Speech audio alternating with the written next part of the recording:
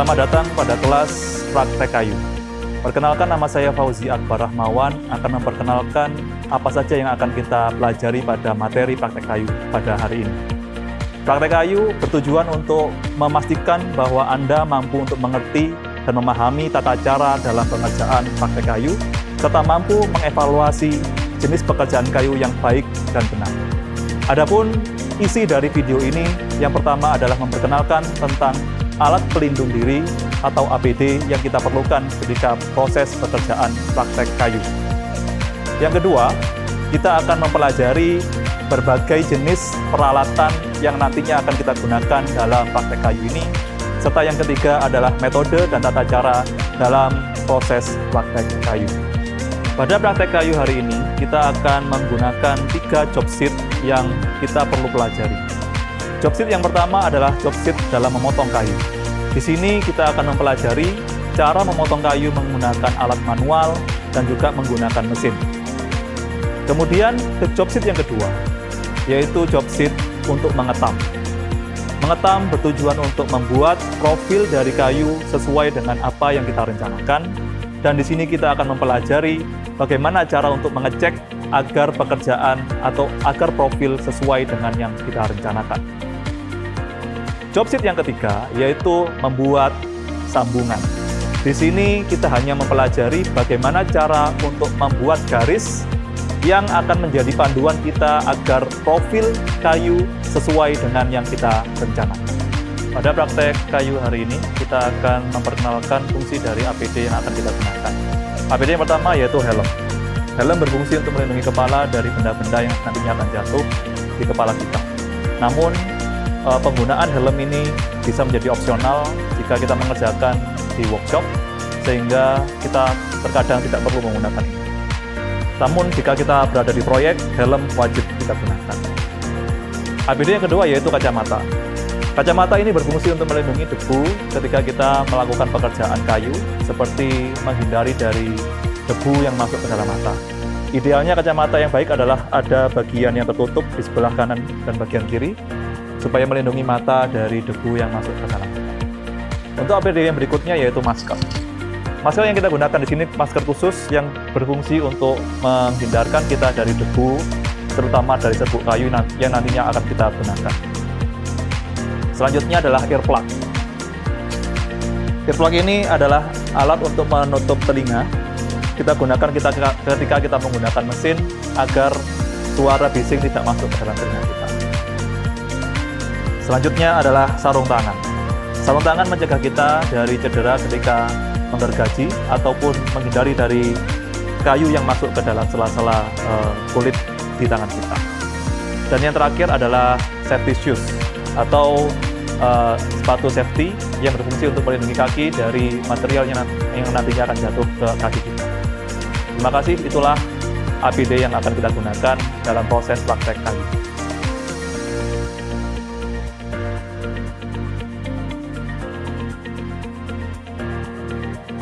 Pada job sheet kita, alat yang akan kita gunakan antara lain gergaji yang berfungsi sebagai alat pemotong kayu, mesin ketam sebagai alat untuk menghaluskan permukaan kayu dan membentuk ukuran profil kayu, roll meter untuk mengukur panjang kayu yang akan dikerjakan, penggaris siku untuk mengecek kesikuan kayu dan ukuran profil, pensil untuk menandai bagian kayu yang harus dipotong jika merencanakan sambungan. Untuk job sheet yang pertama yaitu pemotongan kayu. Di sini kita akan mempelajari pemotongan kayu dengan cara manual yang menggunakan gergaji. Langkah pertama, kita siapkan kayu yang akan kita potong dan pastikan area kerja cukup luas sehingga kita tidak terganggu saat proses pemotongan. Letakkan kayu di atas meja kerja dan klem sehingga kayu tidak mudah untuk berpindah dari posisi yang akan kita potong. Selanjutnya, kita ukur menggunakan meteran rencana kayu yang akan kita potong. Di praktek ini, kita menggunakan ukuran sepanjang 60 cm. Setelah kita ukur sepanjang 60 cm, kita tandai dengan pensil kayu. Selanjutnya, setelah tanda itu sudah kita buat, kita ambil penggaris siku dan kita buat garis sepanjang profil yang akan kita potong.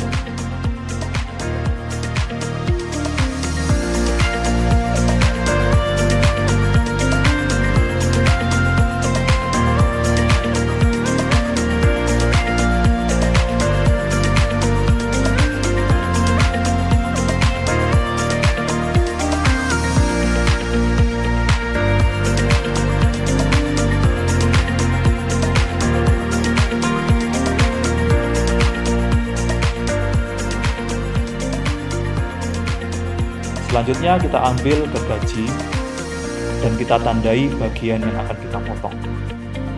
Beri tanda terlebih dahulu dengan bantuan jari di ujung kayu yang akan kita potong. Kemudian lakukan proses gergaji hingga serbuk kayu perlahan mulai lepas dari permukaan kayu.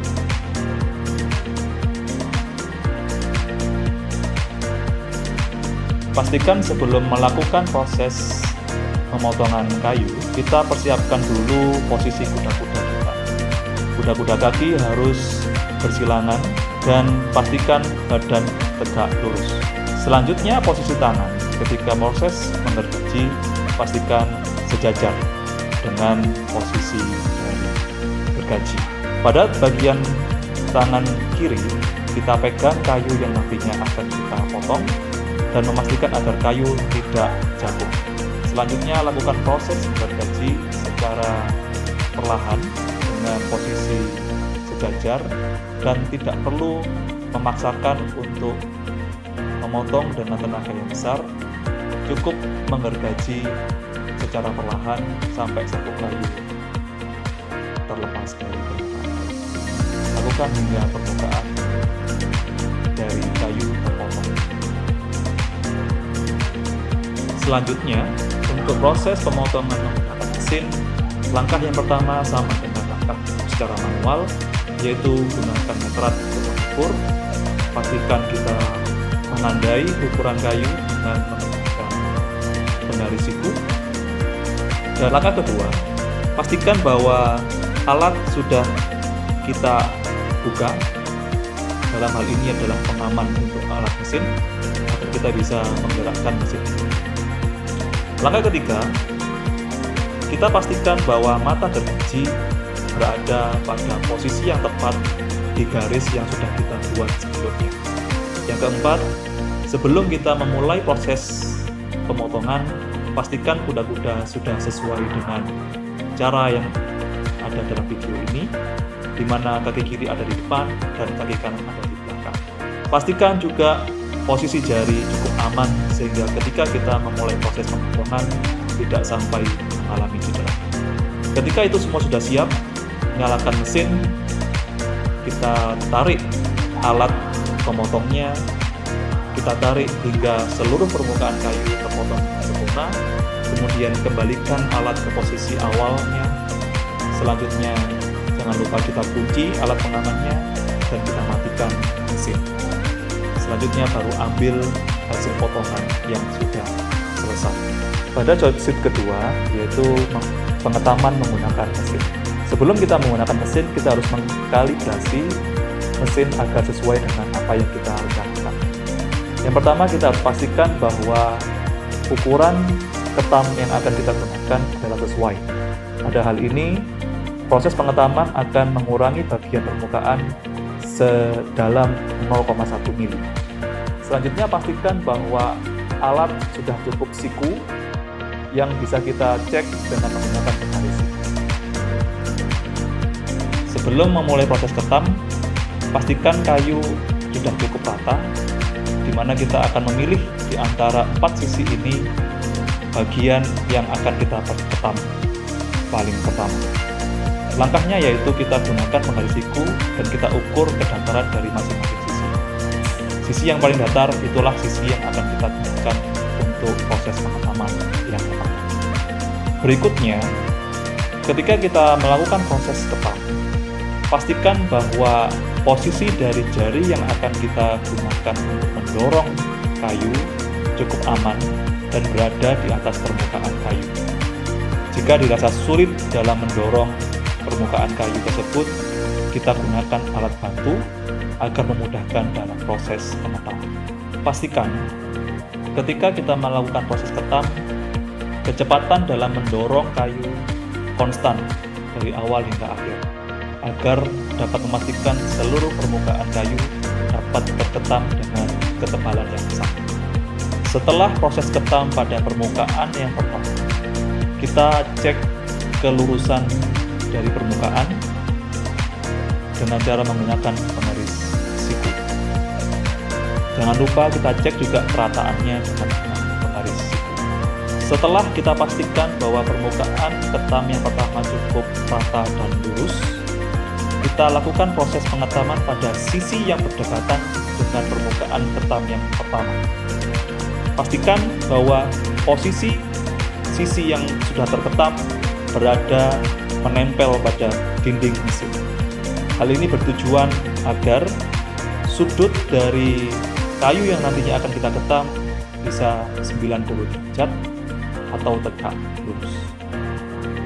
Setelah proses ketam pada permukaan yang kedua, kita pastikan bahwa permukaan tersebut sudah cukup lurus dan rata, yang kita pastikan dengan menggunakan penggaris siku.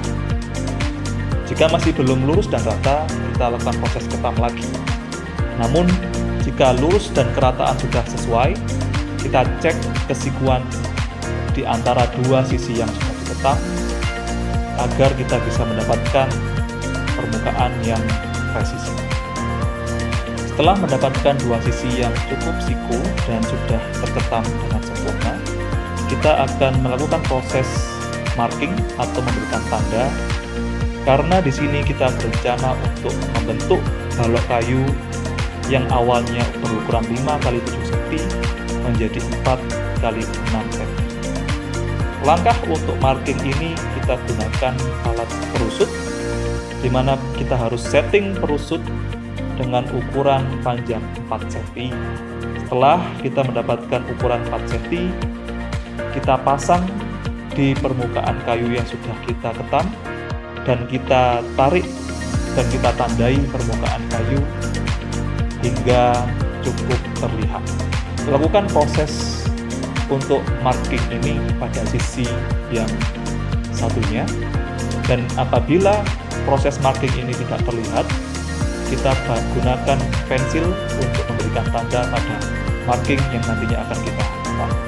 Pastikan saat kita memberikan marking atau tanda, selalu cek apakah sudah memiliki ukuran yang sesuai dengan cara. Setelah melakukan proses marking pada sisi yang panjangnya 4 cm, kita akan melakukan marking untuk yang sisi 4 cm. Langkahnya sama dengan langkah sebelumnya, di mana kita setting perusut dengan ukuran 6 cm, kemudian kita tempelkan ke permukaan kayu dan kita tandai dengan cara menarik perusut ini. Lakukan hal yang sama untuk sisi yang lain, dan pastikan jika tidak terlihat kita menggunakan pensil kayu agar memudahkan saat proses kita melakukan pengetaman. Kita telah mendapatkan garis bantu yang akan kita ketam. Selanjutnya kita lakukan proses ketam sama seperti metode sebelumnya, namun pada posisi di mana permukaan kayu itu harus kita ketam. Lakukan ini berulang kali hingga permukaan kayu sudah cukup rata dan sesuai dengan rencana profil yang kita rencanakan. Setelah seluruh permukaan kayu sudah terketam dengan sempurna, kita harus memastikan bahwa hasil ketam kita sudah cukup lurus dan rata dengan menggunakan penggaris siku. Jika semua itu sudah tercapai, kita lakukan pengukuran dengan siku apakah sudut dari setiap permukaan sudah cukup siku. Jangan lupa kita pastikan bahwa seluruh permukaan sudah sesuai dengan yang kita rencanakan dengan ukuran 4 cm kali 6 cm.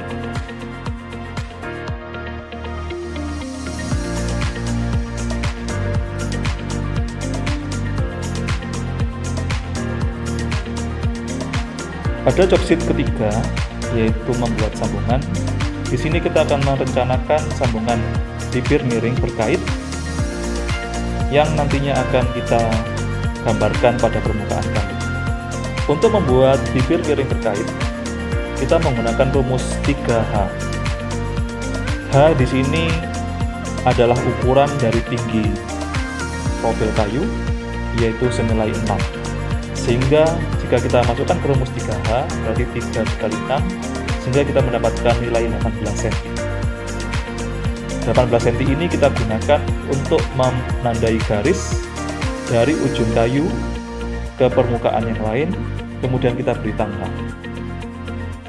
Setelah kita memberikan tanda, kita tarik garis menggunakan penggaris siku di atas permukaan kayu tersebut.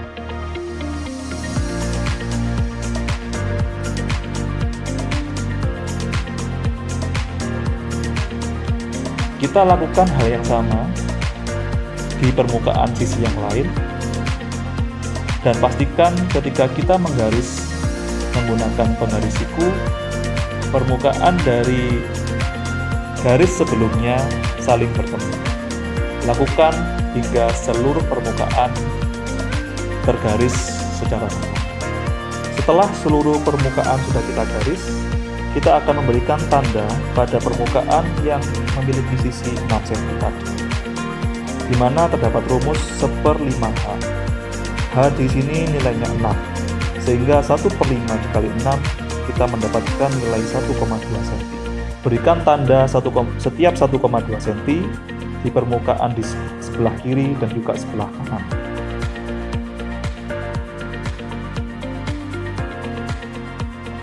Lakukan hal yang sama pada sisi yang sebaliknya.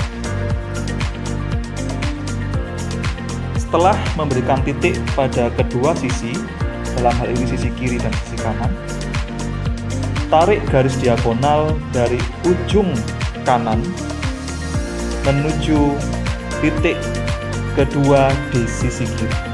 Selanjutnya, tarik juga garis diagonal pada ujung kiri ke titik kedua di ujung kanan.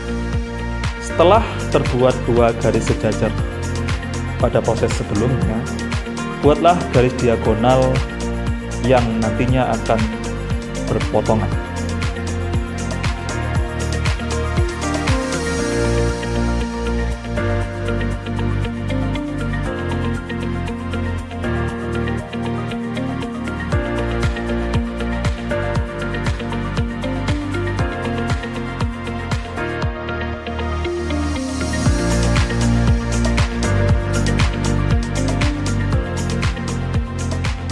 Setelah mendapatkan titik perpotongan, kita akan membuat garis yang tegak lurus dari garis sejajar yang kita buat sebelumnya. Setelah seluruh garis sudah kita tambahkan, kita tandai bagian sisi mana yang akan kita buang. Tanda bisa kita gunakan dengan arsir bagian yang akan kita potong, ataupun memberikan tanda tertentu yang akan membantu proses kita dalam membuang sisi yang tidak kita gunakan. Proses menandai bagian yang dibuang telah kita lakukan pada satu sisi. Lakukan hal yang serupa pada sisi yang lainnya dengan orientasi yang sesuai. Demikianlah rangkaian job sheet praktek kayu yang sudah kita laksanakan. Salah satu yang dapat kita simpulkan dalam praktek ini adalah untuk memastikan bahwa kayu sudah sesuai dengan kualitas dan juga rencana yang kita rencanakan, maka kita harus mengecek dengan menggunakan penggaris siku dan kita tempelkan hingga memastikan seluruh permukaan kayu itu lurus dan tidak ada bagian yang bergelombang. Kemudian yang kedua, kita bisa mengecek bagaimana kayu itu sudah baik atau tidak dari ukuran dimensi yang sudah kita ukur menggunakan penggaris siku. Apabila ukuran tidak sesuai dengan rencana, bisa dipastikan bahwa pekerjaan belum selesai. Namun, jika sudah sesuai dengan rencana, maka bisa dipastikan pekerjaan sudah selesai.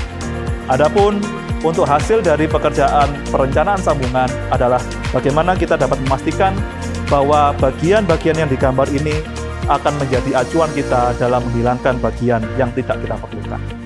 Demikian praktek kayu kita hari ini. Semoga bermanfaat dan bisa mendapatkan ilmu baru bagi Anda semua. Terima kasih.